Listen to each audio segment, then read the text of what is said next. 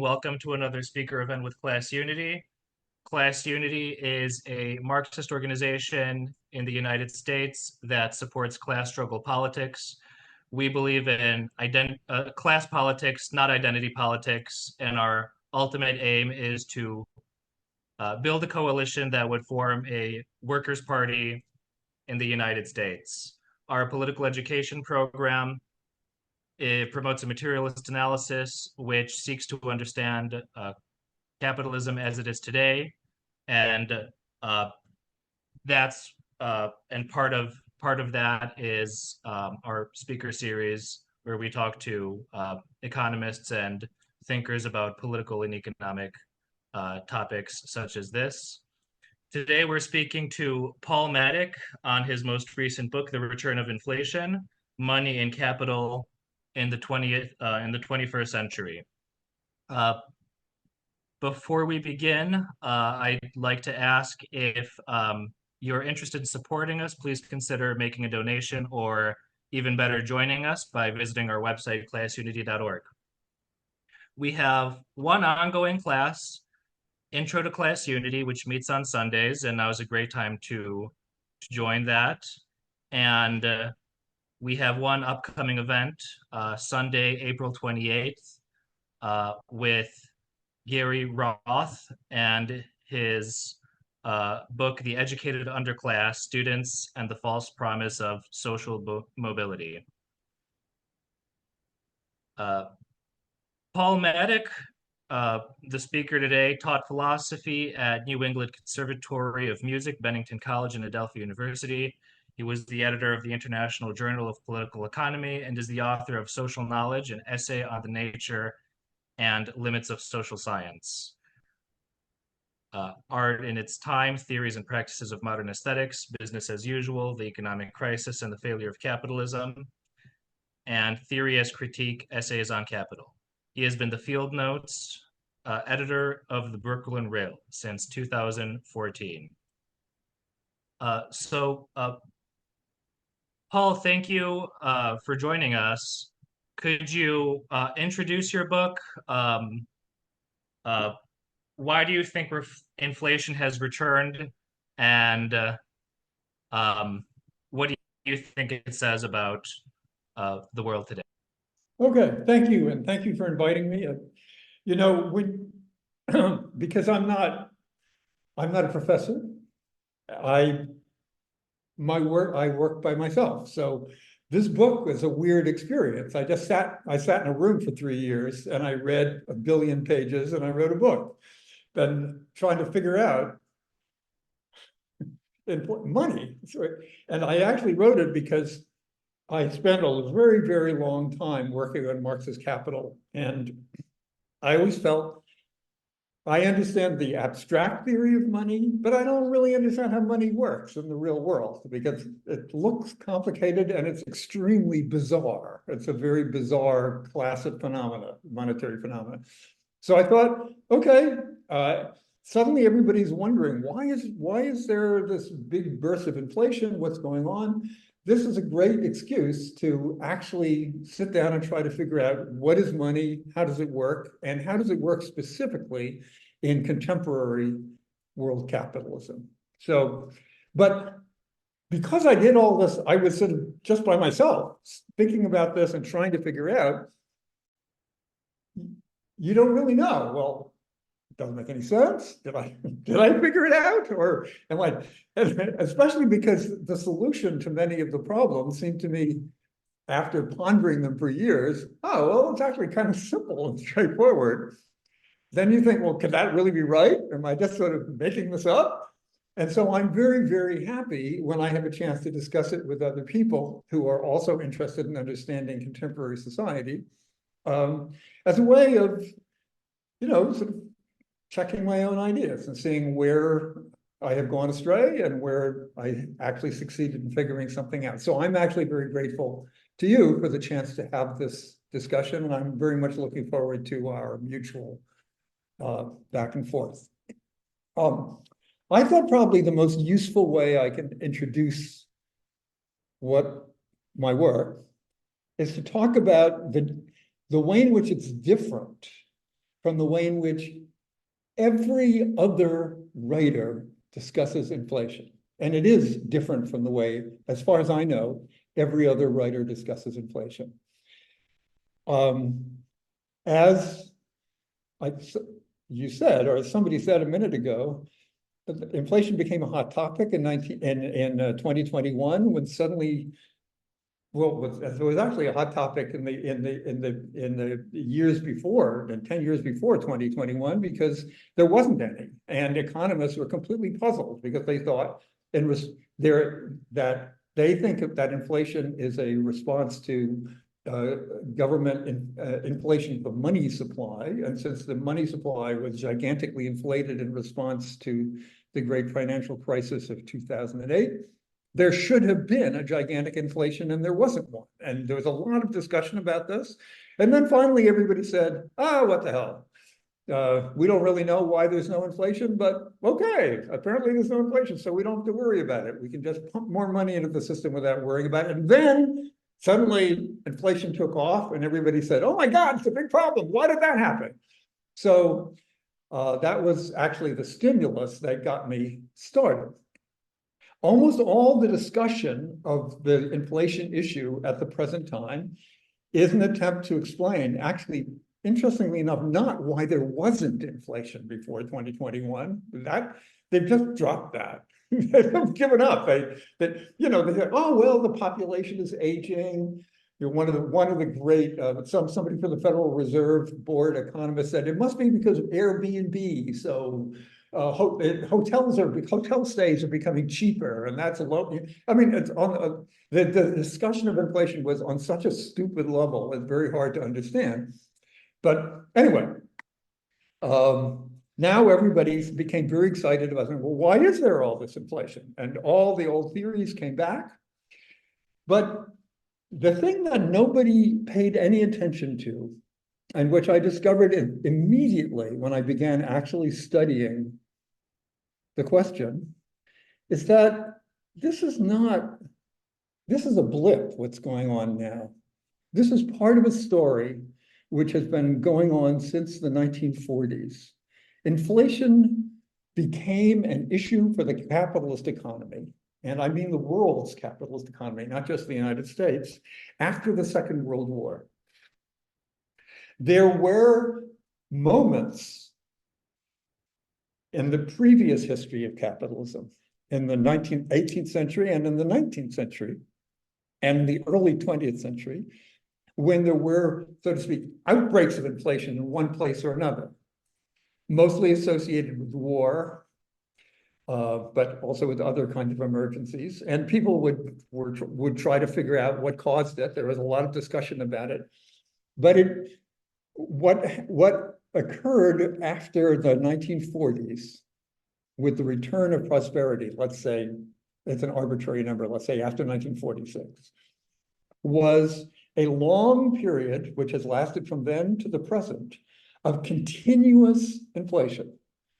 Low level, what they call, creeping inflation for much of it, but periodically it would sort of flare up. It was always, sometimes it'd be 5% or 6%, it would go down to 2.5%, then sort of would go up to 20%, and then it would go back down to 4%.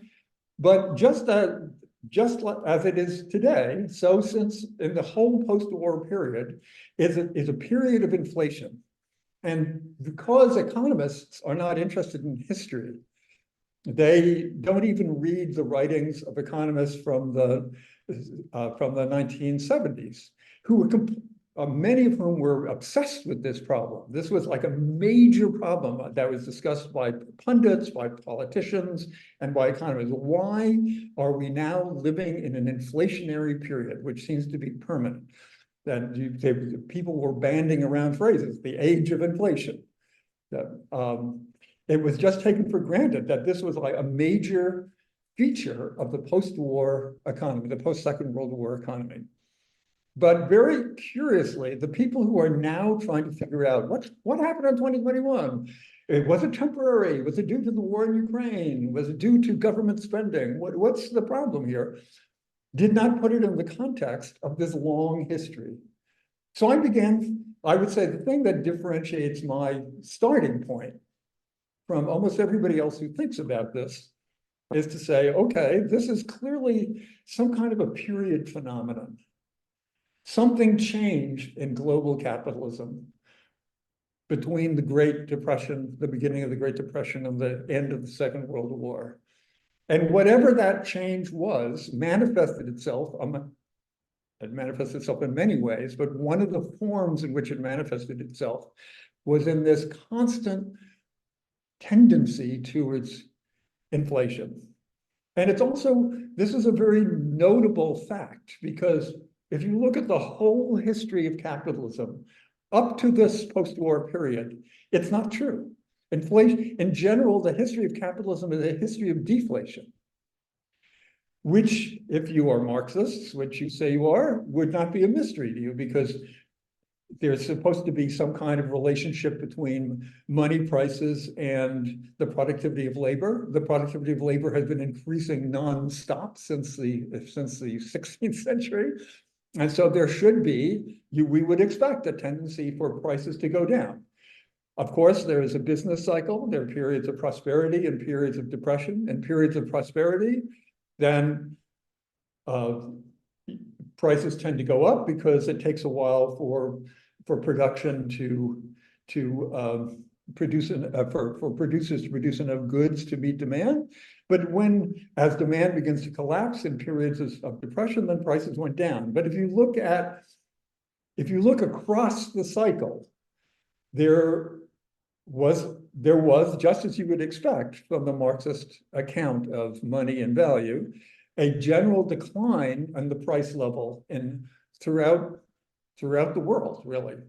Very, very striking, for example, in the period from what that used to be called the Great Depression, from 1873 to the 1890s, when you had price collapses everywhere. And there was a lot of discussion. Why is this? Why are prices collapsing all over the world? And the few attempts that have been made by government statistical agencies to study long-term price changes, something which is frankly it's almost impossible to do, but they're people, they have economics degrees, they're statisticians, they have to make a living. This is one of the things they try to do. They do their best, and however unconvincing it is, and they all come up with the same results. There is a general decline in the price level until the 1940s, and then there's an increase in the price level. So for me, this became the question. The first question is to see what is going on right now in 2021, 22, 23, and 24, because it hasn't stopped. Despite all the assumptions, oh yeah, now it's moderating, oh, it really was just temporary after all, so everything's okay. No, actually, now it's sort of inflation goes up and down, and they don't really, the economists have absolutely no idea why it is. So my starting point was to say, let us put this particular situation, the return of inflation in the 2020s, in the context of the long run general inflation that has been operating since the late 1940s across the world economy. And when you do that, then it focuses attention not on the specific events at the moment, but on long-term changes and trends in the development of capitalism and during this period. And so basically what I try to do in this book is to show that what is going on now is just one more example of this long-term development of capitalism. And it is possible to understand it is possible to understand this nonstop tendency to inflation in a way which allows us even to see or to speculate why it would go up at a particular moment, but above all, why it remains a constant feature of contemporary capitalism. So the book, I would say, uses the problem of inflation to examine the contemporary evolution of capitalism as a social system. And I would say that, to me, is what differentiates it from actually all of the economic writing about inflation, that it attempts to connect this particular phenomenon to the general evolution of the capitalist system.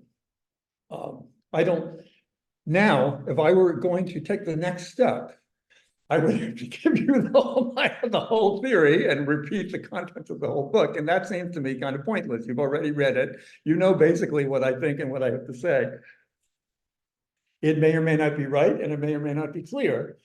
But it seems to me the more useful way to proceed from this point would be for you to ask questions, raise issues, state disagreements, whatever you want, rather than my attempting to sketch a somewhat complex theory of the development of contemporary capitalism since the Second World War. But I would say that that's the framework in which that's really the framework in which I elaborated the ideas about inflation in particular, as part of an attempt to understand the contemporary situation of capitalism as a system. Does that make sense? And I. Sure. No, it makes sense. Can you guys hear me? Okay, cool. Pardon me?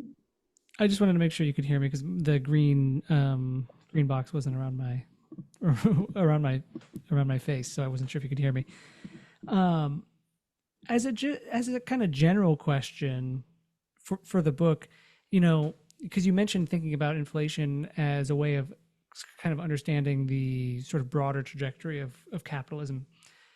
And, one of the things that the book seems to state, I don't recall if you really sort of put it in direct terms or if you would put it in such a direct terms, but it seems to me that, one of the fascinating things about inflation, which you already mentioned, is its kind of coexistence along with rising productivity, which previously had been sort of associated with deflationary measures. But at the same time, rising productivity is associated with, the tendency for the rate of profit to decline. And so I was wondering if you saw those two sort of inflation as a, kind of, I guess, what its relationship is to the declining rate of profit, or if there is one. Okay. Well, frankly, we could stop right here, because essentially what you've just done is to summarize my argument very nicely, except I would say something different, I think, about the productivity issue. But let's go to the fundamentals. One reason that economists, in my opinion, are unable to understand how the system that they make a living studying actually works is that they persist in the belief, which dates back to Adam Smith, that capitalism as a system of production and distribution of goods is regulated or has the function of satisfying human needs. There is Lionel Robbins's classic definition of, and he's really the founder of, I would say, modern academic economics in the early part of the 20th century, classic definition of economics as the science of the study of the alternative uses of scarce resources to meet human needs. That's, kind of modern maximizing language, but it's basically the idea that runs through economic theory from its origins in the 17th century to the present. But of course, as you know, and as anybody who looks around them or reads a newspaper knows perfectly well, that's not true. The goods are produced and distributed and get into people's hands and can be consumed only to the extent that the production of those goods produces a profit for the companies that produce them. If you can't make a profit producing it, you can, right now, I mean, the most shocking example is in the development of medicines, that there are all sorts of needed drugs, which we know how to make, but they don't make them because the profitability of drugs, of those drugs is so low. So deal with it. Let the people be sick and die. You know, it's not profitable to produce those drugs. Or the most terrifying example is the complete inability of the social system to stop using fossil fuels, because actually the return on the use of fossil fuels is far higher than the immediate return, not even the long run return, but tomorrow's return from the use of fossil fuels is higher than the return from the use of so-called renewable energy sources. So they're just not going to do it. They're just going to use it. They're just going to keep using all the gas and oil and coal they can until the world burns up, because they are driven not by the attempt to find the most rational use of scarce resources to meet human needs, but the system is driven by the need of corporations to make money. Nonetheless, so if we look at capitalism from this point of view, then that immediately suggests that its long-term progress is going to be regulated by the success, on average, of companies to make money. So if we look at the long run progress of the system, we see that not only has it since its beginning, since the early 19th century, gone through a kind of cyclical process of sometimes it does better, sometimes it does worse. We have periods of prosperity, we have periods of depression. The periods of depression tend to get longer and more serious and deeper as time went on.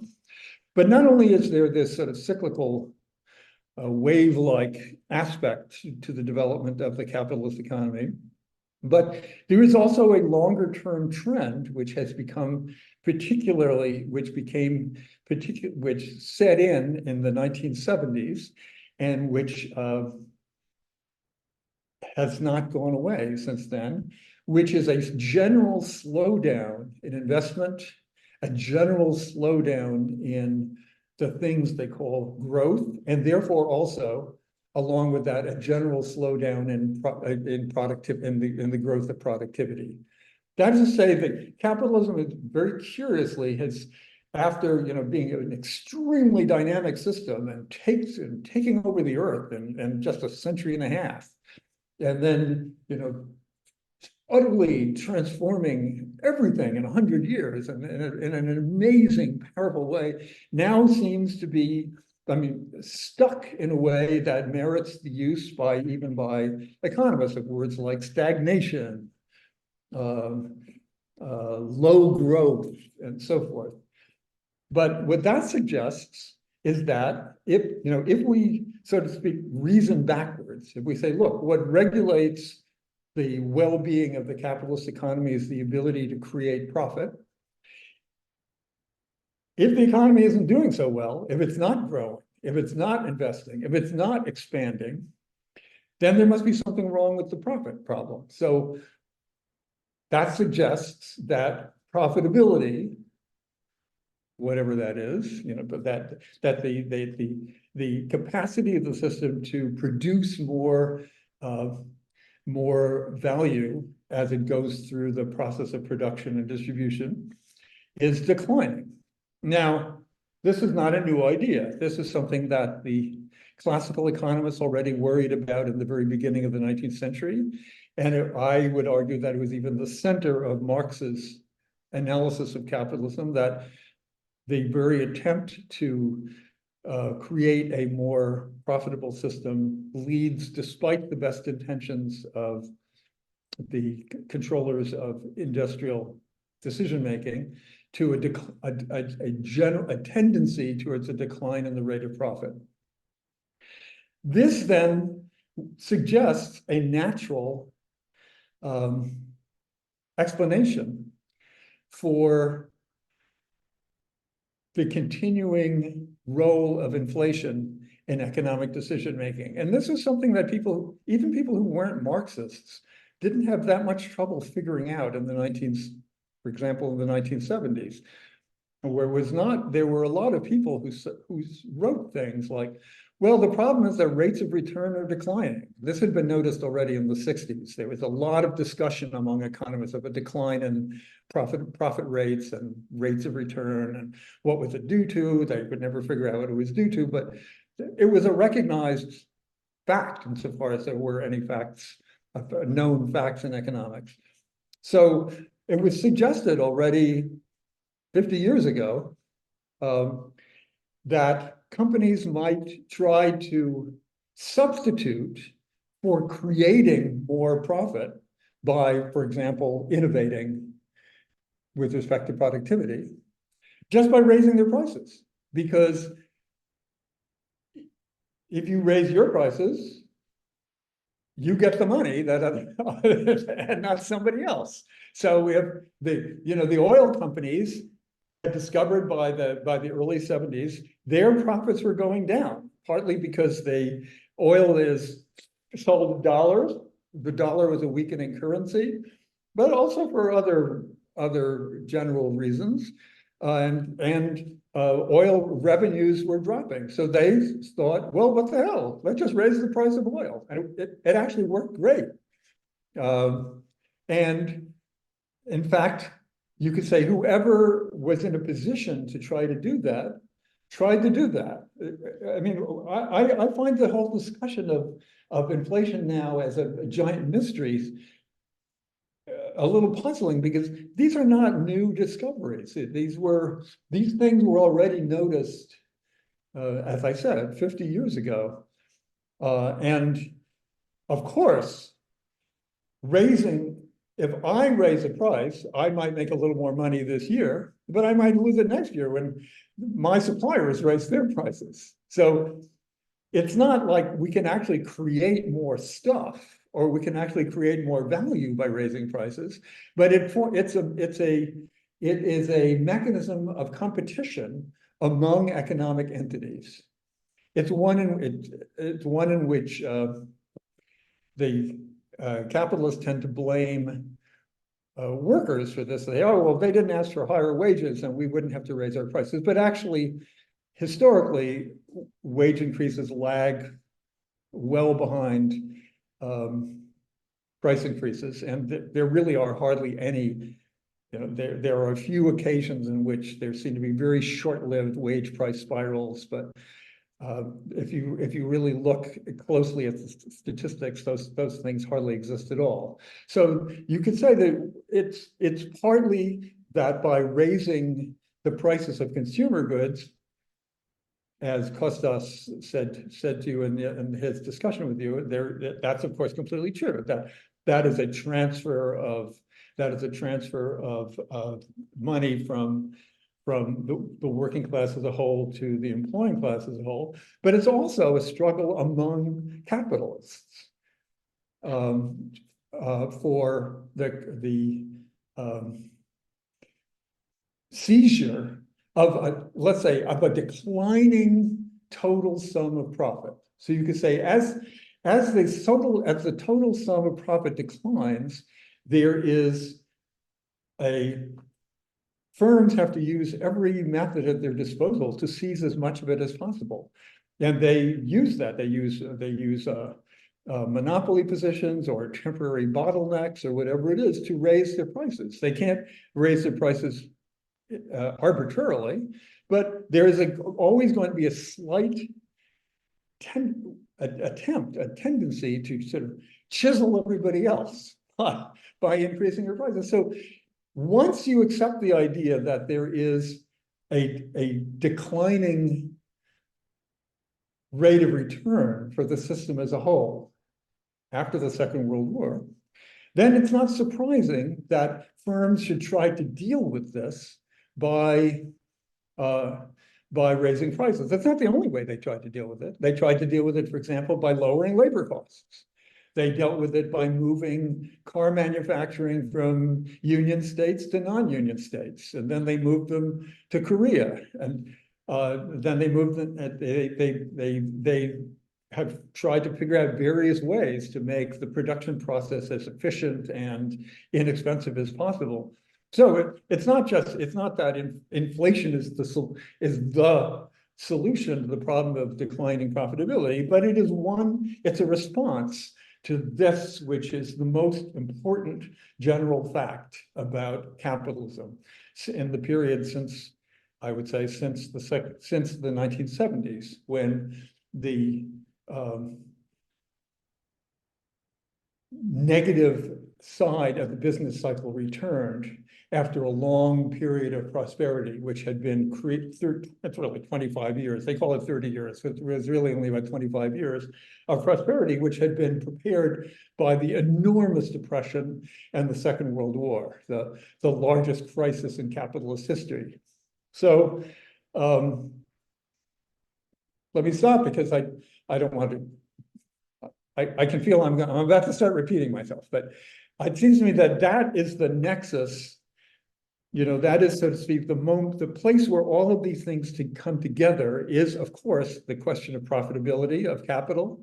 The profitability of the declining profitability of capital accounts both for the slowdown in investment and therefore in productivity growth, and also for this less central, but nonetheless mysterious and irritating phenomenon of nonstop inflation during the same period. Thank you. So I'll start calling for questions. If you have a question, you can raise your hand through the raise hand function in Zoom, or you can just go on Stack like so by typing Stack into the chat. So we've got already a couple. But I wanted to ask one question, Paul, because that's on topic um, with what you were just talking about. In your last chapter, you seem to sum up your position on inflation by saying, and I'll quote, "Inflation is an outcome of economic decision making, specifically decisions to increase prices at the present time, uh, involving, yeah, at the present time involving decisions to limit supply as a way of forestalling competitive price cutting." So if that's the cause of inflation today, um, isn't the upshot that inflation is basically a coordinated political decision and essentially a political phenomenon? No, I don't think I don't think there's anything particularly political about it. It's a business decision. And it's funny, I have, in the course of my research, such as it is, which just meant instead of reading everything I could put my hands on, I found a fabulous book, a guide for businessmen, published by the Financial Times, together with some business press, called Double Your Price. And it begins by going through a huge amounts of Harvard Business Review studies showing that actually the best way to increase the profitability of your company is to just have higher prices. So this is like a new idea. Well, yeah, sure. If you can do it, OPEC figured that out in 1973. And this is saying, okay, business guy, you think that you compete by lowering prices, but that's not true. Right now, actually, you compete better by raising. The people who really making the money are the people who raise the prices. So raise your prices, business guys, and you'll see, that you'll make more money. These are not political decisions. Politicians don't like inflation. Politicians have almost no control over anything that's going on in the economy, in my opinion. I really think that the politicians, and for that reason, you can see that they pay less and less attention to it. If you look at something like the American presidential nonsense that's going on now, neither party has anything intelligent or sensible to say about economic issues. They don't seem to have any grasp of what's going on. They're entirely trying to collect votes from the very small number of people who are still interested in voting, mostly on completely idiotic grounds like preventing much needed low-paid workers from entering the country, or trying to simultaneously enroll Japan in a military alliance against China while not allowing the Japanese Steel Corporation to buy the US steel. I mean, they're so the politicians have such an idiotic, have such a mild grasp, and they have so little to do with running anything that I think I think it's not particularly useful to think of inflation as a political issue. It is a decision making. It is when I talk about the decisions, I'm talking about decisions of businessmen. You know, they have in a big corporation, there's thousands of people. You know, in Apple, there probably, I don't know, maybe 50,000 people. I don't know how many there are who are occupied with nothing than pricing for different markets and different products. For example, they discovered that you know, originally cell phones were unbelievably expensive because they were new machines, and then you got economies of scale, and then they became all the ancillary industries developed, and then they became very cheap. But now it turns out actually the two best-selling cell phones in the world are the two top iPhones, which are the most expensive ones. So, you know, they have figured that out. But this was the decision made by someone in the marketing team. It's not made by the government. It's made by the marketing team at Apple. They say, you know, people want, they're willing to, they believe that an iPhone is better than a Samsung phone, you know, and they believe it because it costs twice as much.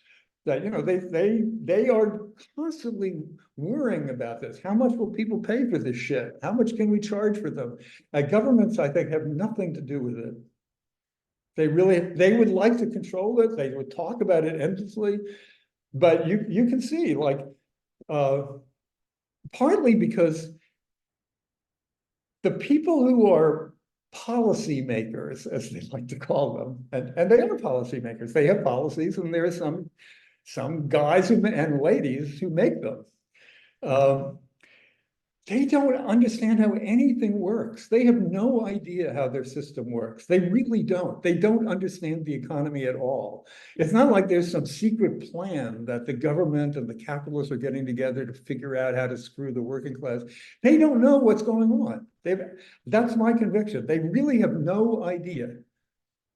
And in the midst of this chaos, everybody's just trying, you know, everybody's trying to just make as much money as they can. They've discovered over the last 40 years that the way to make money now is not by producing stuff. The way to make money is by lending it to people short term at very high interest rates, which is what venture capitalists do. Or the way to do it is like, how do you make money today? That's a great example. It's the Thames Water Corporation. So the British government, because they believed that prosperity required privatization, sold off the whole, but basically just because there was an opportunity for everybody to get involved to get rich, sold off 25% of the British water supply to a company. The British water supply is now owned by a consortium of the Chinese, you know, a Chinese export bank, the Singapore National Fund, various asset management corporations of different countries. And what they do is they bought the water system, and then they just sold all the parts, took the money, gave it to their investors as dividends, and now there's no water in England. The sewage system doesn't work. You know, millions of people have no water to drink all the government had to do was say, okay, boys, make some money, do whatever you want. And the boys, the business people, did whatever they want. They said, okay, we'll take this over. We'll borrow $1 billion. We'll buy the water system, and then we'll sell the pipes to Singapore. And of course, nobody in Singapore is putting a cent into improving the pipes. So then after 3 years, they don't work, and nobody has water, and the Thames is filled with sewage. The whole water system in England now is completely polluted by sewage. No one can anymore swim or eat or catch fish and eat it. It's unbelievable. They're now spreading cholera and diphtheria. It's just unbelievable. But it's not. All the government did was to say, okay, corporations, do whatever you want. And the corporations do whatever they want. So I think it is not correct to see these as political decisions. These are economic decisions. It's like, when everybody always says, the problem of climate change is a problem of political will. The state has to have the political will to make a green economy. No, it's not a political, the state cannot possibly make a green economy. The state has no control over anything. It doesn't own anything. It has no money. The state can't even repair a bridge or a tunnel. The state can't even hire teachers to teach in the public schools. The state can't even provide vaccines for people when there's a global pandemic. The state can do almost nothing. It is almost powerless. We live now in the kind of high point of capitalism where the whole system is really being run directly by asset managers, by the Singapore National Trust, by BlackRock, that's who runs the world, not the government. And that's, I believe, also the origin of the so-called crisis of democracy. It's the powerlessness of governments, their absolute inability to affect anything that really, all they can try to do is to, argue about, should we give 20,000 children some breakfast this year, or should we take that money and give it to Congressman Menendez? That's the level of political decision making. So no, I think the inflation is not a political issue; it's an economic issue. Just as climate change is not the problem of a lack of political will; it's that it's not economically sensible to stop climate change. The economically rational thing to do is to burn up the earth to make money. And that's what they're going to do. Wander, you have a question? Yeah, so I was wondering so if your thesis that actually changes in the money supply never really affected price levels at all, I'm just curious, like or more confused, how does this fit in with the concept of money as a commodity? Because in that context, like it would kind of make more sense that money supply would affect price levels, because if you treat money as a commodity, then imagine if the supply of money is high, but then the demand for money is low. That means that the quote unquote price of money would be low, which means money has less purchasing power. Conversely, if the demand for money is high and the supply of money is low, the quote unquote price of money is high, and then therefore money has more purchasing power.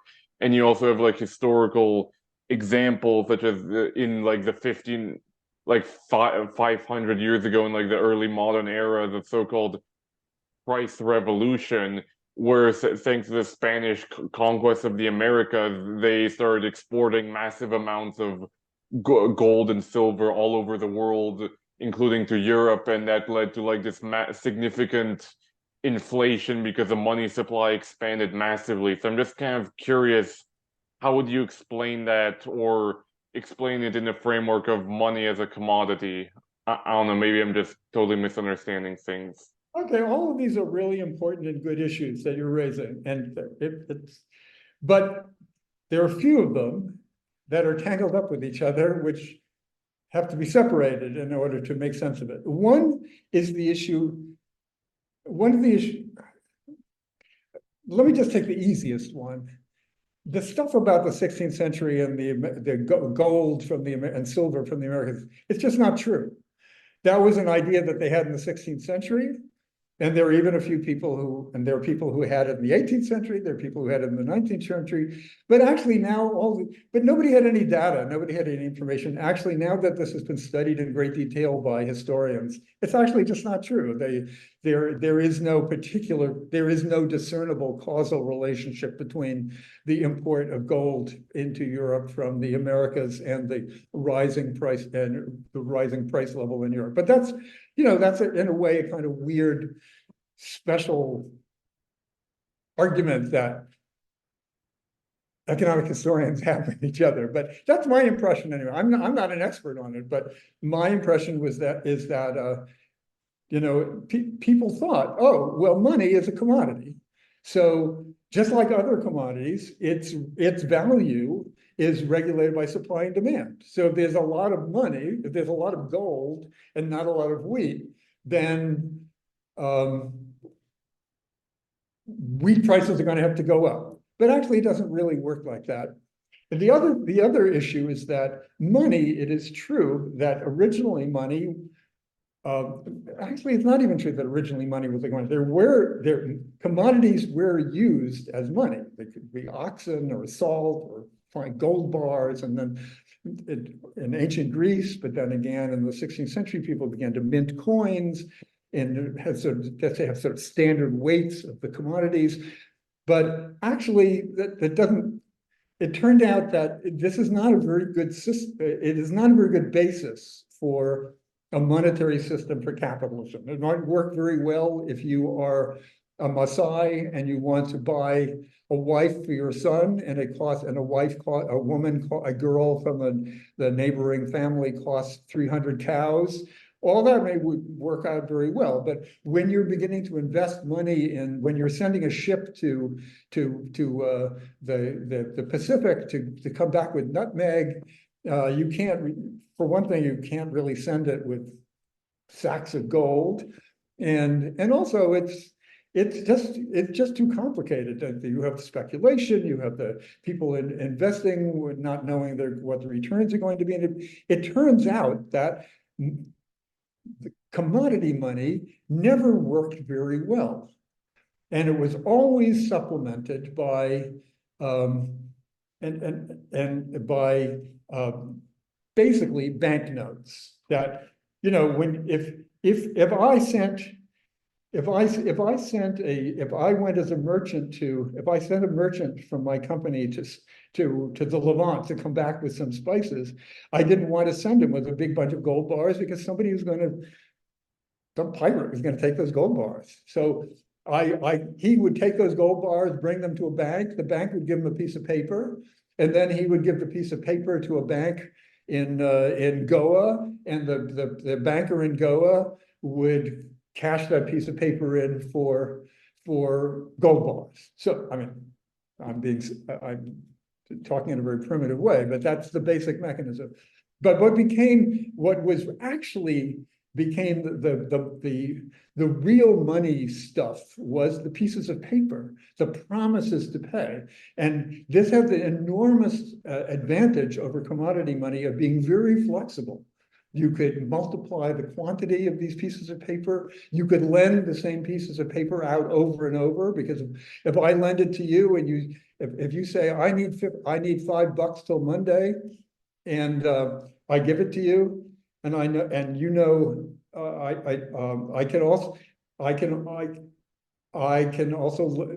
give somebody else the same IOU for Tuesday, knowing on Monday I'll get your $5 back, and then I can pay the person back his IOU. So even in the heyday of commodity money, credit money was becoming more and more important, and as a basis for that led to the development of the national banking system. First of all in England, in Amsterdam around the stock exchange, and then in England with the formation of the Bank of England. So the idea that people had that money, the root idea of prices as being regulated by the relationship between the quantity of commodity money and other commodities was based on the idea that capitalism is about people who own goods exchanging them with each other. But capitalism is not about people who own goods exchanging them with each other. Capitalism is about some people hiring other people to work for them to produce a product which can be sold for more than it costs to produce. So the whole framework in which people tried to understand what money was and how it worked, and the role of commodity money and their deep attachment to commodity money, partly reflected their misunderstanding even of the basic functioning of the economic system and of the role of money in that economic system. So this idea that the quantity of money, which is the oldest idea, dates back to the 16th century, that the quantity of money regulates prices, just isn't true. it wasn't true in the 16th century with the gold from the Americas and European grain, and it's not true now. It has never been true. Although it was the dominant theory, and it still is a theory that economists use all the time in trying to understand the function of the money system. So Eric? Hi, thank you. Yeah, and one of the things you write about in the book is the role of government deficit spending in the economy, especially since the Great Depression. So I guess I have two questions. But first, in general, how do you understand the role of deficit spending on inflation? But then more specifically, one of the topics we're interested in is the idea of a permanent war economy and of military spending as sort of like a fundamental economic mechanism for the last 70 years of capitalism. So I wondered if you could comment on how you understand the relation between these issues and inflation. once again, extremely important questions, but let me separate them to begin with. Let me start with one which in a funny way is an easier one, which is the problem of the war economy. The permanent war economy is really, it's after the Second World War. During the Second World War, every economy was a war economy. Right? But after the Second World War, there were really two war economies. There was the United States and Russia. And Russia was sort of ruined by its war economy. That it was so many resources went into trying to match the technological power of the much more advanced industrial West. That was actually part of, I think, the difficulties that brought down the Soviet Union. But you could say the Soviet Union had, the preparation for war. Once they went through the experience of the Second World War, in which they were almost completely destroyed at the beginning, because Stalin, being an asshole, thought my pal Hitler is never going to attack. We're allies now. We're going to divide up Poland. Everything will be great. We'll get half of it. Hitler will get the other half, and then we'll run Europe together. But no, of course, Hitler thought those Slav Untermenschen, I can wipe them out in a week, he was also an idiot. So the two of them. But Stalin was not really prepared, and then after that they learned their lesson, and the preparation for war became very central to the Soviet economy. But the real war economy was the United States, and the United States had made out like a bandit in the Second World War. It took over the world from England. You could say the Second World War. There was the minor issue of stopping Germany from becoming temporarily becoming a major economic power. But the real conflict was between the United States and England, and the Americans won. The English Empire was destroyed, and the American sort of neo-empire became the most powerful one. And so part of it was that the Americans actually, they used those weapons. They actually used the military force to destroy other governments and to take over territory. But it is also true that they continued investing probably much more than they needed to do in the military after the Second World War for two reasons. One was they were obsessed with the need to fight communism, and that took an enormous amount of weaponry. But also, during the Second World War, the war economy was a bonanza for selected American corporations. They had the cost plus system. You told the government, you built a bomber, and then whatever it cost you, you added 10%, and the government paid you that 10%. That was an early form of price fixing and subsidization of major corporations. And why should they stop? Just because the war is over. So corporations continue produce, mostly they produce stuff that doesn't even work. Now they produce all these aircraft carriers, which are completely useless. They have almost no military use whatsoever. And they have been trying to make that Osprey plane. I think they cost something like, well, I don't know, what, $10 billion an airplane? They've been trying to make it now for 30 years. It never works. It never takes off. Every time they get it to take off, it crashes. But the government keeps, it's a racket. So part of the permanent war economy is real because there's permanent war. But you can see it's so much a racket that they can't even produce enough artillery shells for the Ukrainians and to kill themselves. They would love the Ukrainian, they would love to fight to the last Ukrainian, but they can't. They don't have any weapons to ship them. They literally do not have them. And not only and the United States is the most biggest military producer. The Europeans talk about it. They produce almost nothing. They have some tanks, they're like it really has been hilarious watching this whole Ukrainian military resupply issue. And the Swiss say, well, we have 12 airplanes, jet planes we could give them if you will give us some more planes. Or we have some old Leopard tanks in Germany that nobody's used for 20 years. We'll give those to the Ukrainians.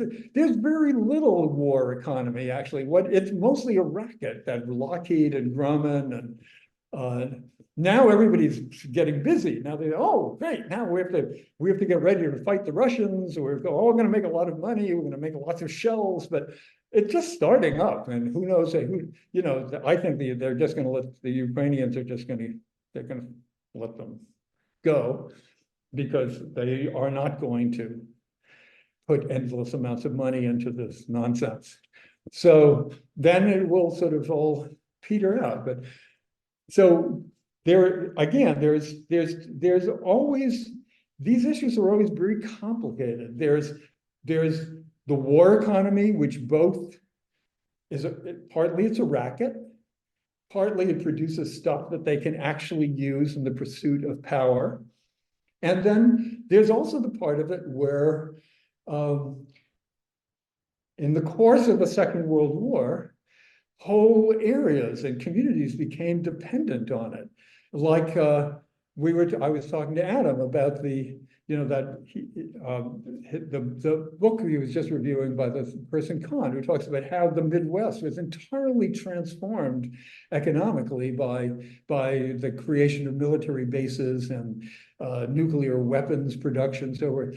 But then they just sort of dropped it. Now they just have like billions of acres of poisoned soil and unemployed people because they really don't, have the money anymore. They don't know what to do with all that shit.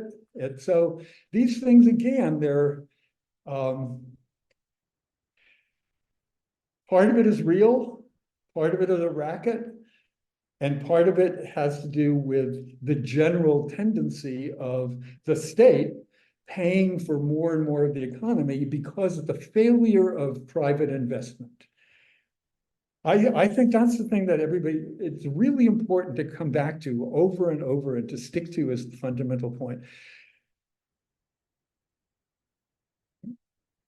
We can argue for hours if you want, and I'm not really happy to do it, but it can be done, about Marx's theory of the tendency of the rate of profit to fall. But whether he was right or not, the rate of profit has fallen.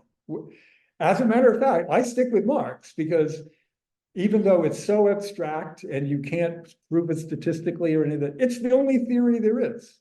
It's just like, in physics, they don't have a theory for dark energy and dark matter, which is about 97% of the universe. They don't have any theory of it at all. But what they have is the standard model, which takes care of the remaining 3% of the universe. Okay, it works fine. You can actually make atom bombs. You can make computers with transistors. The standard model in physics works great, even though clearly it doesn't explain how the universe works. So Marx is a little bit like that. it's so weird and abstract and you can't really prove it, but it's the only theory we have. And it's the only theory that accounts for what actually has happened. And what has actually happened is a decline in the global rate of profit. And then there are all the responses to it. One is the permanent military economy, as people try to get the government to take money out of the system and give it to them. And another one is the tendency towards inflation, where people try to overcome, and individual firms try to overcome the pressures on their profitability, their particular firm's rate of return, by raising their prices, and until they can't do it anymore, and then maybe they'll go out of business, or maybe they'll have to merge with somebody else who can do it more successfully. I don't know if that actually answers your question, but feel free to continue if to whatever extent it didn't. We have one question from a member. He says, in your interview with Brooklyn Rail, you said, I would say it is less utopian to call for the abolition of wage labor than to make left Keynesian political demands. Yeah, Keynesianism is over. It was If over this is already in the 1970s. Keynes, it's finished. This is all just bullshit. And they are all the, I saw recently the most amazing, this is for me the illustration of Keynesian left Keynesian demands. I saw a diagram of the Swedish equality index. It's hilarious. Imagine a graph in the form of a square. We go back to around 1960. It's the Gini coefficient or something like that. And there's very, very, very high level of equality, income equality and wealth equality. And then it goes like this, 45-degree angle from the lower left corner of the graph to the upper right-hand corner there. Now we have like maximum inequality. Sweden, the land of the most social democratic country in the world. They've destroyed everything. They have no healthcare system anymore. They barely have public schools. There too, the bridges and tunnels are falling apart. They're beginning to have gigantic slums. This is not a period of history in which social democracy and Keynesianism have a place. This is a period because those things can only operate by taking part of the profit, which is produced by capitalism, and using it to feed children or vaccinate them or build a better school, or in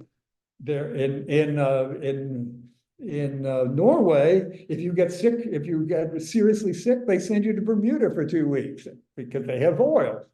So because you have North Sea oil, the government can tax a lot of that money or borrow it and spend it. But all that is drying up because one of the consequences of a decline in the rate of profit is that the government has no access to money.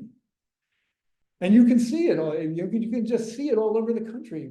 We now live I just happened to be, somebody wrote a letter to the Financial Times 2 days ago and said, why are you having such a hard time understanding why no one has a pension in America?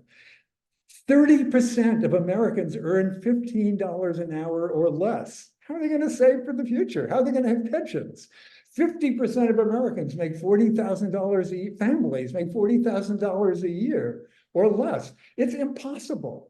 So the government simply it can't give people any money, pensions anymore. It can't, that bridge is not going to be repaired by the government. In fact, that bridge in Baltimore is probably not going to, it might not be repaired for 10 years, 20 years, because all of the insurance companies and all of the shipping companies and the container companies, they're all going to be suing each other for the next 10 or 20 years.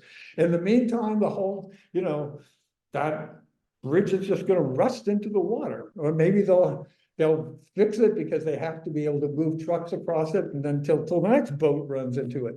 So this is not a moment in which the government can take from what is a declining amount of money produced by the system to try to deal with capitalism's failures, which is the historical task of social democracy and Keynesianism. You know, that's why they, you know, now they gave everybody, they could print a lot of checks and give people unemployment insurance for a year, but then they just stopped it. So now that's it. There's no more supplemental unemployment. Now, when you lose your job, you just lost your job. That's it. So, and that's true everywhere in the world. This is not even just an American story. So that's why I say that we are, I believe, and I know it sounds, I feel like an idiot to say this, frankly, because Marxists have been saying this for about 200 years. No, they can't say it for 200 years. They've been saying for 100 years, you know, yeah, the system's really falling apart now. But it really is falling apart now, you know. People thought people talked about a permanent crisis in the 1930s. And of course, they hedged their bet. They said either a permanent crisis or another world war. Well, that turned out to be correct.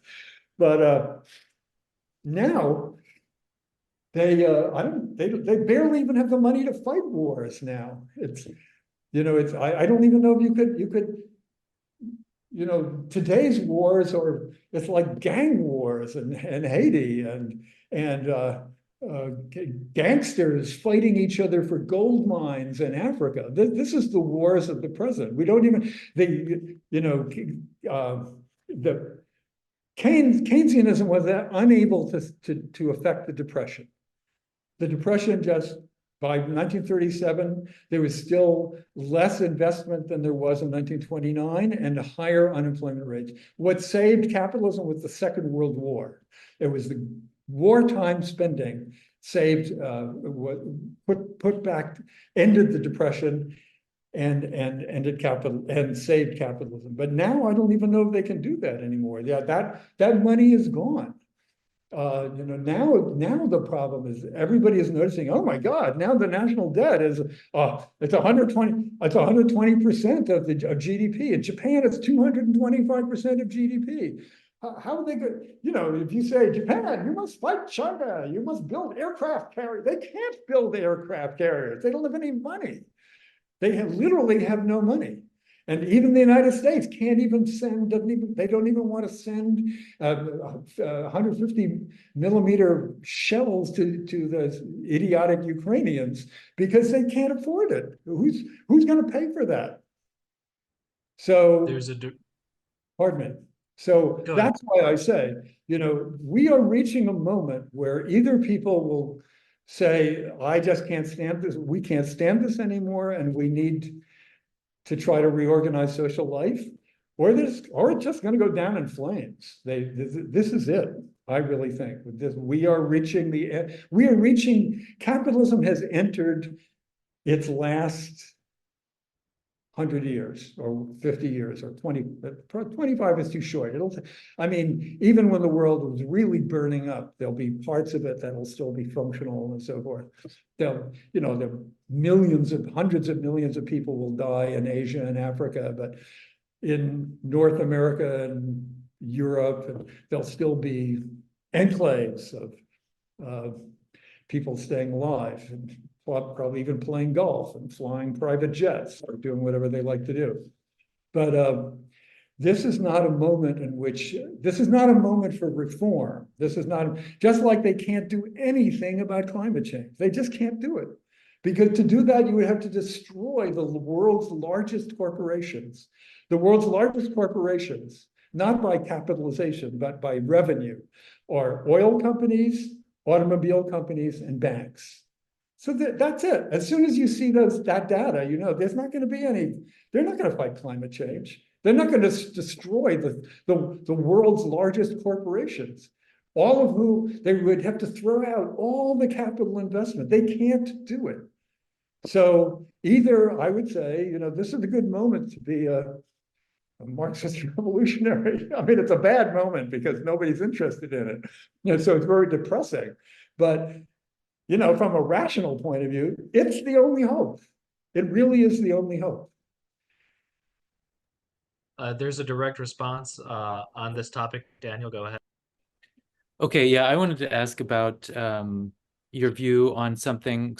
I also am always kind of annoyed, especially by so when we're talking about Keynesianism, the sort of MMT crowd when it comes to policy proposals, things like a Green New Deal or federal jobs guarantee, all these things on the policy side, like state implemented policy, because it seems like you would have had to have already had a revolution in order for those things to be possible. And so acting as though you could incrementally move towards something better through these little steps, I mean, isn't going to work. You'd have to have already had a revolution in order just to do these little things because it's gotten that bad. But I want to make a distinction, though, to see what you think about something.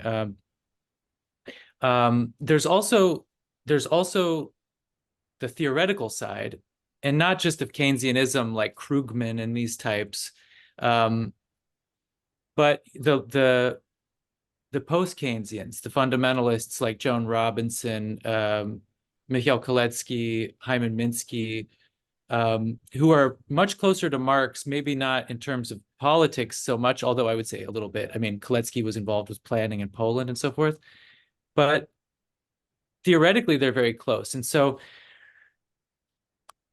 my question is about state spending in terms of the credit theory of money. One thing I really like about your book is the emphasis you put on credit money, and the importance of understanding that, capitalism rests on credit. Credit is fundamental for capitalism to work. The commodity theory of money is a myth. This isn't how it works. And banks create deposits when they lend, deposits which correspond to debts. One person's asset is another person's liability. If we understand how double entry bookkeeping works, this shouldn't be mysterious. And so that's one of the great things. I heard somewhere Paul Krugman still thinks that banks have to wait to get deposits before they lend, right?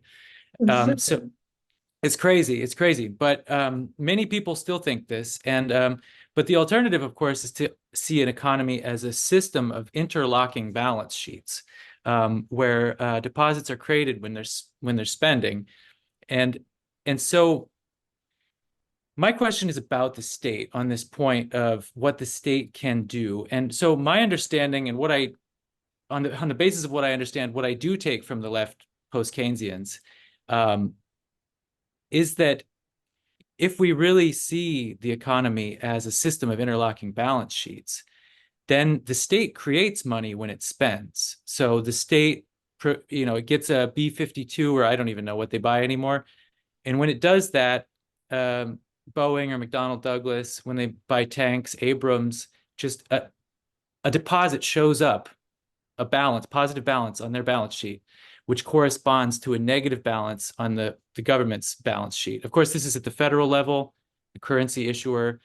It's not true for the state level. It's not true for the local level. They are revenue constrained. They have to get money before they can spend it. But at the federal level, when the federal government spends, because it issues the currency, it's effectively creating currency. Supposing we're in fiat currency after 1971, the gold standard is gone. The federal government creates money which corresponds those credits to the deficit whenever it spends. And so I was kind of curious, because you say it in passing that the government is a redistributive entity. There are troubles paying the debts and the deficits. Maybe we're in a point where there won't be enough growth that they could be paid out without creating money, these deficits. But, if the government is creating money every time it spends anyways at the federal level, then, the day will never come when the government can't afford to pay the bonds that it owes to people, because the bonds are denominated in dollars. And there's only one agency on earth which is allowed to create dollars to pay those off. And so it seems like, there's this one strain of economic thought, the post-Keynesians, and I don't mean Krugman and the sort of the synthesis, people trying to boulderize it again with the neoclassical stuff like Paul Samuelson. But people who are very close to Marx, like Kalecki, derived Marx's theory, Keynes's theory from Marx, and from their perspective, the government does create money, and so it doesn't create value because someone has to produce the thing that's being bought when the government creates the money, but the government is not revenue constrained. The government is resource constrained on this view. And if that's the case, then there is an opening. Okay, Awesome. again, very important. Not so far actually from the MMT view, but again, let me try to untangle two strands of it, okay? One is that the government has no money. Basically, I mean, in fact, it does because it owns the land and it allows people to graze their cattle on it, or it leases it to oil companies, but they don't really make very much money from that. That's mostly a service they provide to corporations. But governments in general are not capitalist entities. Governments are an expense for capitalism. They are not except when the government is the company, like the Saudi government. It's basically an oil company, or Putin is an oil company owner. So the Russian government is an oil company, or the Norwegian government is so you have a few situations, mostly in those few resource extractive areas, in which there's, is the Saudi government a government? No, it's not even really. It's a kingdom. It's a royal family. It's a family that happens to own a lot of oil wells, and they make so much money by selling oil that they just pay their population to do nothing, and then they pay a bunch of Pakistanis and Palestinians 10 cents an hour to do all the hard physical labor.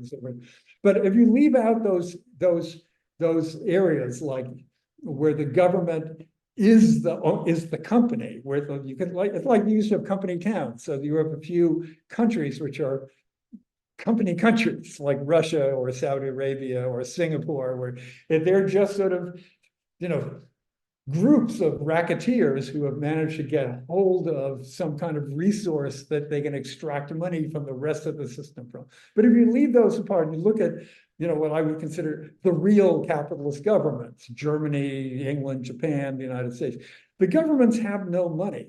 It's just like already in the 17th century, when the British government, King William couldn't build a navy. He had to borrow money from businessmen in London to build a navy, because the government has no money. And the American government also has no money. All the money it has is taxed and borrowed. Now, you say, but doesn't the government, now we come to the second strain, but doesn't the government create currency? Doesn't it create money? No, it doesn't. The government creates debt, actually. A dollar bill is an IOU from the American. When you have an IOU, your dollar is money you have loaned the American government. So the government loans you that money, and what backs up its loan is the idea that it can collect taxes, and pay you back. Of course, it'll pay you in another dollar that looks just like the one you already have. But that's where it's useful to distinguish, to use your terminology and Marxist terminology, between value and money, right? That there's a flow of value into the government, which is what you could say it's just like if you have a stock certificate, right? You have a piece of paper that says they owe me some money. So they can pay. Maybe you'll get it back, or maybe you won't get it back. The government, the company might go bankrupt, and then your stock certificate is worth absolutely nothing. So if a country fails and is unable to collect taxes and is unable to borrow, then the currency will be worth nothing because those are just IOUs that the government has printed. So essentially, what a dollar bill is a zero interest loan from the government, from you to the government, right? So, and what you get out of that is it allows you to circulate value. It gives you a tool that allows you to move to operate this whole complicated system in which people are working for other people and then have to buy back some of their whole product, some of their own product. So the money system is, so to speak, an expense for the system that makes possible, it provides the mechanism for the exploitation of labor. And the government provides the pieces of paper that exploitation system operates on. But that means that since the government actually doesn't have any money of its own, all the money it deals with, and I'm exaggerating, of course, governments have a little bit of money of their own. Even the United States government has some money they've stolen from other people or some land they can sell and so forth. But they have to borrow it or tax it. And that means that when they buy an F-15 from Lockheed Grumman, or whoever it is these days, the money that they use to buy that airplane has already been produced elsewhere in the system. It wasn't originally, it's not like the government came up with $35 million for an airplane. The government took that $35 million out of the profits that have already been produced by private capital and gives it to Lockheed Grumman. So the government is just redistributing the money from the system as a whole to groups of favored corporations, which is mostly what politics is about now, which is arguing about which corporations should receive the largesse from that the government has taken out of the whole system. So, but the problem is that capitalists, they fought very hard to prevent an income tax in 1913, but it turned out to be absolutely necessary because as government grew, as capitalism grew, and as the functions of governments, partly military, partly civil control, infrastructure building, doing all the stuff that private companies can't make any money doing. As governments grew, they had to take more and more money. And so then came the big problem. Oh, well, that's too much taxes. We don't like that. You have this huge fight about taxation in the 50s and 60s. And then they realized, oh, the best thing is just to borrow the money. Because then it's not, the capitalists feel like, well, it's still their money. If the government just borrowed it, they're collecting interest. And actually they can't do anything with it anyway, because there's very little investment going on. So they lend it to the government, but the government has to pay for that money, that has to pay the interest by either taxing or borrowing more money, which is how they have gotten into the situation now. So in fact, now they can't pay it back. It's too big. It's too much. They can't pay it back. Just like Sri Lanka or Mexico Nigeria cannot pay back the money they have borrowed. The Nigerian government is just like the American government, except that it doesn't run the world, So, well, doesn't it depend on whose currency the debts are denominated in? So just to back up a sec, I kind of want to press on this. So sure. let's say this is fundamental. This is let's say, okay, this is a debt. This $5 bill I have in my hand is a debt. That's fine. From the government. Right. And let's just say, okay, money is debt. That's what it is. And then it's totally feasible to say that the government creates money all the time. Yes. What the government doesn't create is value. Yes, and that's why they have to pay for it. That's why they have to pay interest for it. And that's why they're so worried now, because they have borrowed so much. The government has created so much debt that now is the problem. Well, how are we going to pay for this? And it also prevents the government from spending money on anything else. Right, but the government doesn't owe value. The government owes dollars to people. When the bonds are denominated in dollars, the government is only obligated to pay the holder of that bond dollars. Yes, and but so The Nigerian government, for instance, takes a loan from the IMF. They have to get dollars and they don't issue dollars. And so they're going to have to export something, sell something to get those dollars to cancel that debt burden. But the Right. American government can just, turn the press on and print those out because it doesn't owe people value, it owes people dollars. And No, it so owes people value. That dollar, there aren't two things, value and dollars. Value is a way of, let me try to put it, I think this is very fundamental, very complicated, and very hard to grasp. So we could start by asking, let's say we have some very vague idea what dollars are. I think dollars is even harder than value, but we have some vague idea what dollars are. What is value? Value is a way of talking about human productive activity as something that individuals can own and use to accumulate power over other individuals. That's what value is.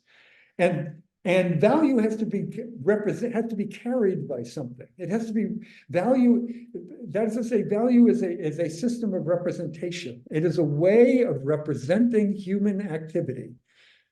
This is you could say what is the true heart of the labor theory of value is that, and this is why Marx is not a value theorist, but a critic of the classical value theory.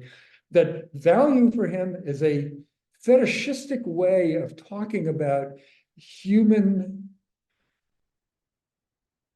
activity as controlled by other people, right? That's what value is. But the peculiarity, one of the peculiarities of capitalism as compared to earlier earlier forms of exploitation, or for example, in the Middle Ages, you're a farmer, you produce a certain number of cheeses.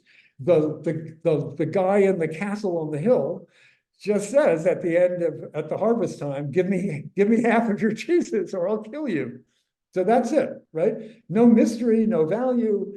You made a cheese, he took it away from you because he's stronger than you are and has a sword. That's all it is. It's a very, very simple system. Everybody understood it perfectly well.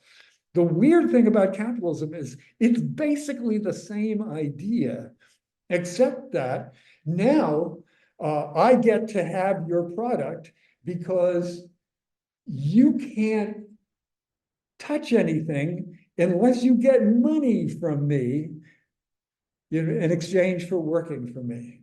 So the money represents that very complex system in which I extract from you your labor or the fruits of your labor, right? So money is really, so value is just a way of talking about the system in which labor is represented by money. The labor of other people is, so to speak, social labor is represented in the form of a physical object that an individual can own, can put in their pocket or put in their bank account.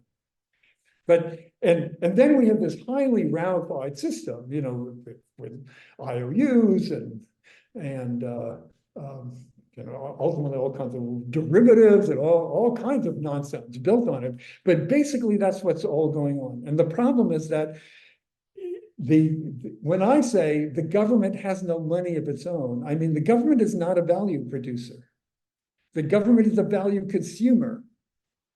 And all the value it consumes has to be produced by the actual workers who are working for all the companies who produce the money, who produce the goods that are sold for money, a certain portion of which the government seizes in the form of taxes or borrows in the form of loans. So the government, that's you can say it's a mistake that the government can just print more money. They tried to do it, take the German government in 1923. Their ruling class did not want to pay for the First World War. They just didn't want to pay for it. And they didn't see what they thought they wouldn't have to. They thought they were going to win, since everybody thought they were going to win. And then the French would have to pay for it, and the English would have to pay for it. But no, they lost. So then they had to pay for it. But also, it costs a lot of money to make a war. You have to build a lot of shit and blow it up and so forth. So it's very expensive business. So who's going to pay for it? So they thought, oh, well, let's just print some money. No, you can't do that. It doesn't, it'll work temporarily, but it doesn't, governments can't just print, when the United States government is not just printing money, it's borrowing money.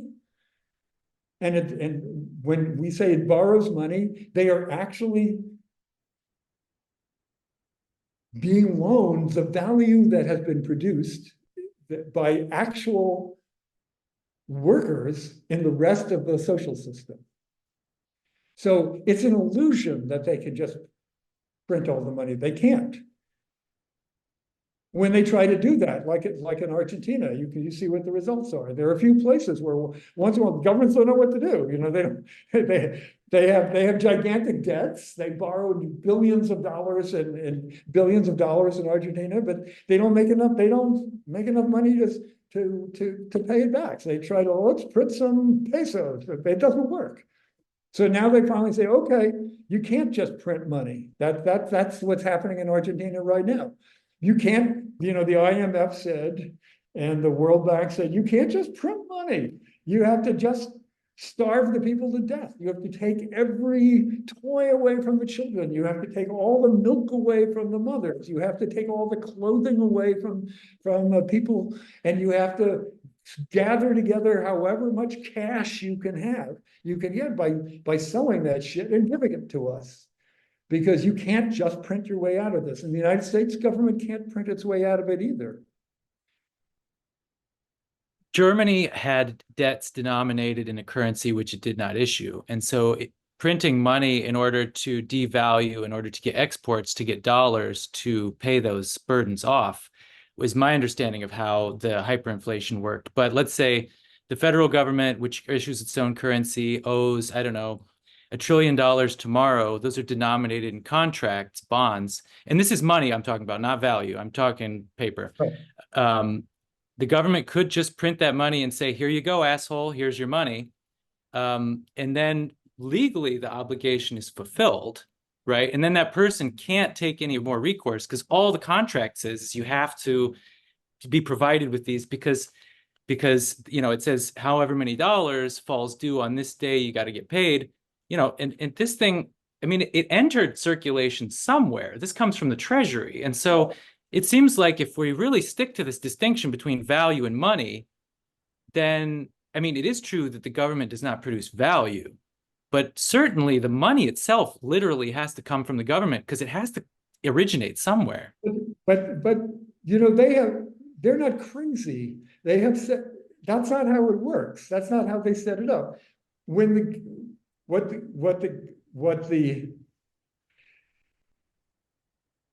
The government has to, the Treasury borrows money. The government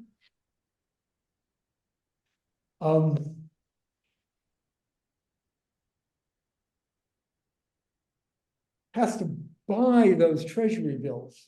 Like when it doesn't just print money, it buys Treasury bills. Yeah. It gets something in return, and what it gets in return is the money which has been loaned to the government. So the government is never a government like the United States government is never just printing money. They are buying Treasury bills or selling Treasury bills to increase and decrease the amount of money in the system. But the whole thing rests on the fact that people have actually loaned the American government huge swaths of value by buying Treasury bills. That's what the whole thing rests on. It rests on the Treasury market. So the government can't just, they would just try to print money and hand it, then they would, within a month, it'd be like Argentina. It wouldn't work. What keeps the system going is that the government does not just print money. Agreed. But these are two different questions. Money and it exchanges them for debt. So the whole thing rests on the basis of money that has come into the government's orbit from outside, that is actually produced in the capitalist economy proper. Robert, did you want to jump in? You're muted. Yeah, thanks. Yeah, Paul, I think a little bit of a little bit more sophisticated or nuanced institutional understanding of the mechanisms of the American money system might be helpful here. As it happens, the Fed is technically required only to purchase Treasury securities on the open market. And that creates the illusion that the federal government can only borrow from people other than government entities, other than the Fed. However, what's missed in all of this is that there's a funneling operation that's been part of the way in which the Fed and the Treasury have worked from time immemorial. So, in essence, there's a contractual relation between the Fed and a group of dealer banks, mainly on Wall Street, but not only on Wall Street, pursuant to which the Fed agrees to purchase U.S. Treasury securities off of those dealer banks anytime they want to unload them. Right. Meanwhile, those same dealer banks have contractual arrangements with the Treasury Department, pursuant to which they will purchase Treasury securities anytime the Treasury Department wants to unload them. So, in effect, what we have is a funneling operation or a three-way operation pursuant to which the Fed guarantees to purchase any Treasury securities that Treasury issues at any time, simply by laundering them through the dealer banks. That means, in turn, that those Federal Reserve notes, those dollar bills that say Federal Reserve note across the top, can be issued any time that the Treasury Department needs them to be issued. It simply issues the Treasury securities. They find their way to the Fed. The Fed buys them by putting money into the economy. So there really is no such thing as the United States government not having money or not having the money. And indeed, it's kind of a category error to suggest that any currency issue doesn't have money. Having and not having is just not a category that's applicable here. The real question, and again, I think Dan articulated this quite well, and this isn't, you don't have to be an MMTer to see things this way. This is just standard, garden variety Vixelian endogenous credit money theory or endogenous bank money theory.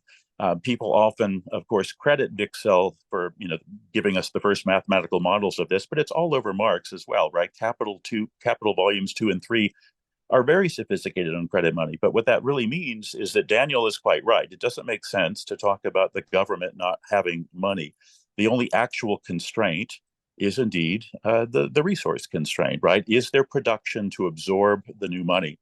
Now, the inflation that we've really gone through, it seems to me, is of a very obvious vintage, right? During the pandemic, production halted massively. And in addition to that, even imports had to halt massively because of all the supply chain disruptions and the like. So you had a sudden contraction in supplies. At the same time, you had a sudden spike in demand for consumer electronics and other goods that people could use to amuse themselves when they were stuck home during lockdown.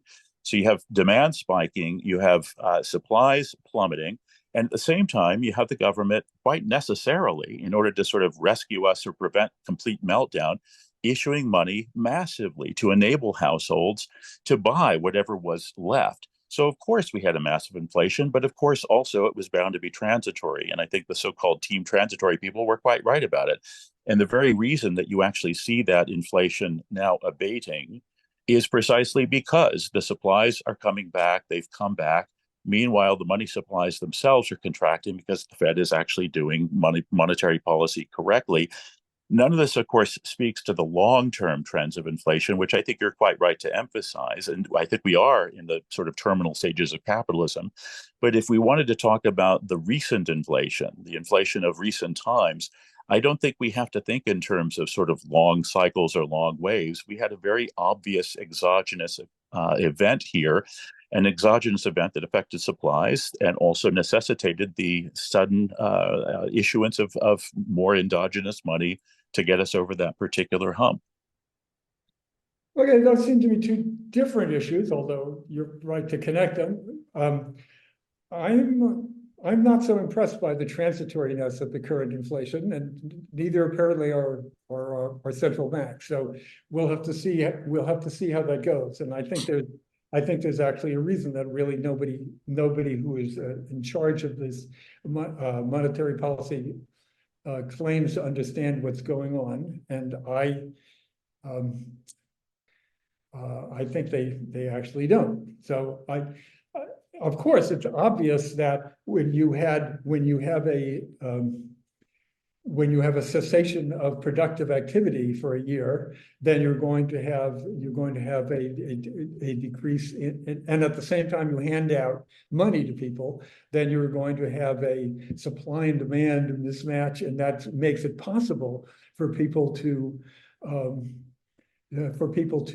raise prices, although it doesn't really speak to the question, why did prices increase rather than supply? Supply eventually increased, but actually, and now you can see that now there in certain parts of the world, they have other problems. Now there's, too many electric cars, or this kind of mismatch between what is produced and what people want to buy happens all the time. And then you have particularly dramatic occasions like the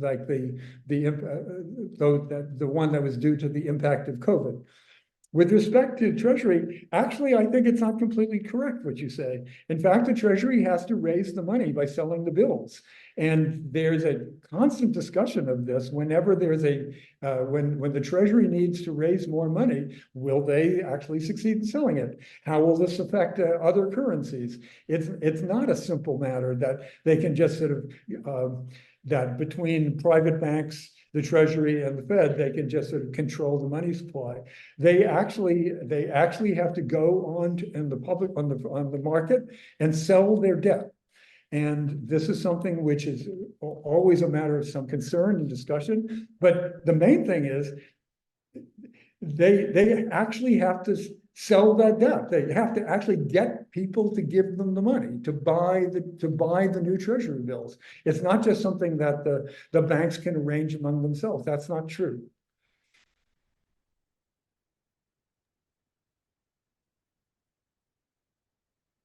Okay. Robert, you're muted, just so you know. Well, we'll wrap it up. Uh, well, there. It was great discussion. It's always good to have a little bit of debate, a little back and forth. Well, thank you for everyone for being here, and especially thank you to our guest. We'll see you next time.